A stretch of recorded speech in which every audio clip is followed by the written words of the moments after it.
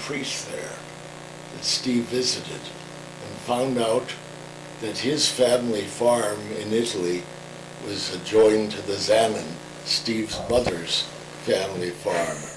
And when he got the Butte connection, as people make a Butte connection all over the place, anywhere in the world, he told Steve about, he said there was a Carmelite nun, I forget now where she was it up in Bolivia? I think it was, but I can't remember. And she's a cousin of the Thomases in Butte, the Lebanese. Mm-hmm. Some of the, for what reason, I don't know, but the Lahoods and some other Lebanese came first to Manaus, Brazil, and then up to Butte. But, so no matter where you go, when my father, they asked my dad to give an address of welcome to Dave Valera when he first visited Butte in 1919. And Dave asked him, have you written anything else in Gaelic? And he said, love poems to when I was courting my wife. Your dad said that? Yeah, to Deb. He said, why don't you submit some poems to the Gaelic League competition? My dad was a little hesitant to do that, considering some of the people who were writing Gaelic poetry then, like Douglas Hyde. But he did that year and won that gold medal, and then he won the first prize the next year. They didn't have enough money for gold, it was silver, and second prize the third year. But the third year, the one who won the first prize was an O'Sullivan writing Gaelic poetry in Manila in the Philippine Islands. It's and of course there was an Irish presence in the Philippines with priests. You think how long it took to try to enforce, to say, we're serious about celibacy to certain cultures. And that was certainly true in the Philippines, because when I was ordained, the Archbishop of Manila was O'Doherty, and it showed Rome wanted to make sure that at least the bishops did not keep a mistress. And the present day Cardinal Archbishop of Manila is Chinese, from a Chinese family in the Philippines. Do you think any people from Butte stayed in the Philippines after they went there during the Philippine War? I know a lot of men from Butte went there. I don't know. And some were discharged there in Manila and then stayed with the regulars. Yeah. And then I interviewed a relative who was there during the Second World War working with the underground, and he said there was a number of Irishmen still there. And I'm just wondering if they were left over. I don't know, but where the Irish will turn up in odd spots. When De Smet first came to Montana, there was an Irishman who had gotten to Boston and was making good money and drinking it up. And his friend said, get the hell out of Boston. And he went down to New York. There are just as many Irish bars in New York. And all his friends said, you just got to get away from this.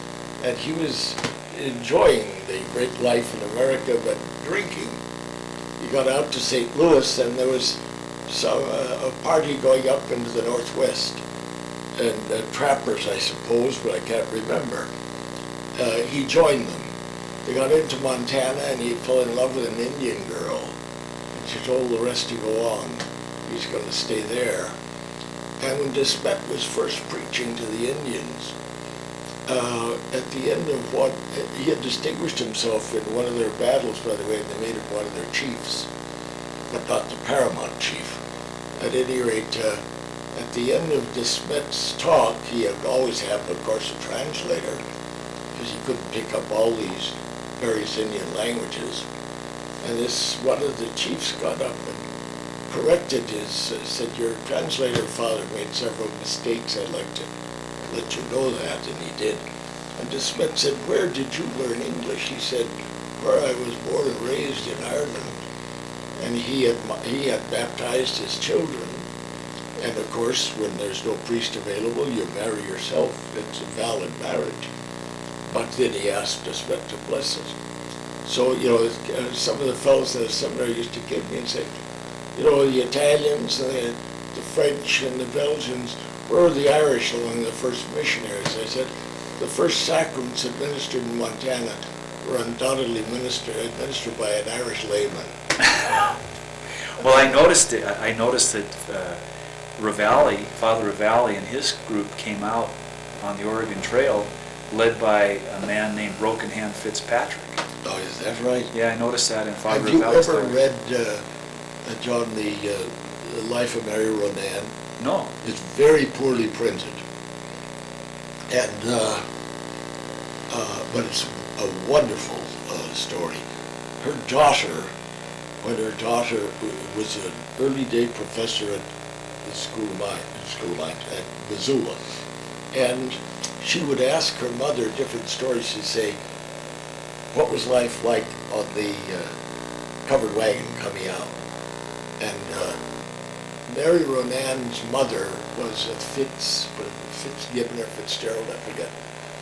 And she was apparently a big, husky lady, but she died young. And then not Peter, that's her husband, and her father was Sheehan.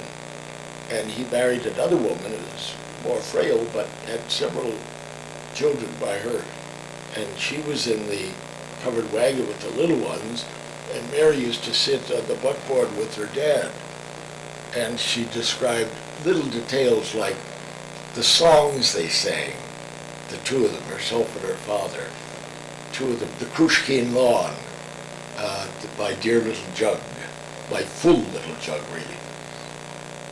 And Captain Jinks of the Horse Marines, a popular English music hall song. Then she'd ask her what was life like in Helena, where her father opened up a little store. It didn't work too well, and they went down to Los Angeles, and part of the way there were a couple of young fellows on horseback going along, and they went together, but then the young men eventually could make better time, went on ahead. And they turned back once they saw there was nothing in Los Angeles for them. And they met the Sheehans, and they said, well, don't go into Los Angeles, go someplace else, and they diverted to San Juan Capistrano. So one chapter tells what life was like there, how the Mexican people were regarding them as, when they first got there, as just land grabbers who were stealing their land. And then when they saw the girl, Mary Ronan, playing the organ in the mission church, they accepted them as one of theirs. And then she just describes her marriage to Peter Ronan, surely one of the only honest Indian agents in Montana. I don't think there were many that were as honest as himself. And he started a Democratic newspaper in Helena, and the place was burned down. And he had a tough time of it. But whoever was his friend that got him named an Indian agent, and then she describes life. She describes very movingly what life was like when Chief Charlo moved from the Bitterroot up, and they came down. The priest from St. Ignatius came down to the Jocko to greet them, and a mournful group. And she said to her, Mary Ronan told her children to treat Chief Charlo as a king, and he loved to unbraid their golden hair. And the Major Peter Ronan was very, very good to him. And it must, James A. Garfield, the poor man, I should feel sorry for him, of course, but on two big occasions he told terrible lies. One was when General Rosecrans was nominated for the presidency, and he didn't tell him. He probably would have refused, but had he not refused, and had he been elected, he'd have been the first Catholic president. But Garfield did not give him the message that he'd been nominated, and the convention assumed then that he had refused. And And the other was when he told Washington that she finally persuaded Chief Charlotte to sign, and he had not signed. But and my mother would say bad luck followed him for that, but he got assassinated. Well,